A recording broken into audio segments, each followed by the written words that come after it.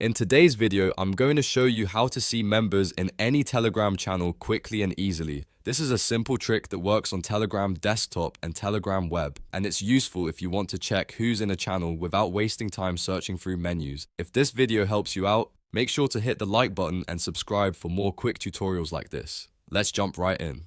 First, open Telegram desktop or Telegram web and sign into your account if you haven't already.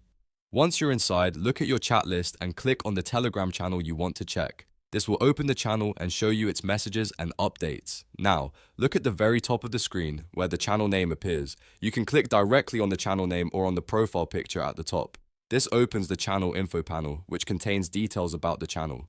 At the bottom of that information area, you should see a section labeled Members. Under that heading, Telegram will display the members or subscribers available in that channel view. From there, you can scroll through the list and review the accounts shown there. If you don't see the list immediately, make sure you click the channel name at the top and not just the message inside the channel. That top section is the key to opening the full channel details, and that's it.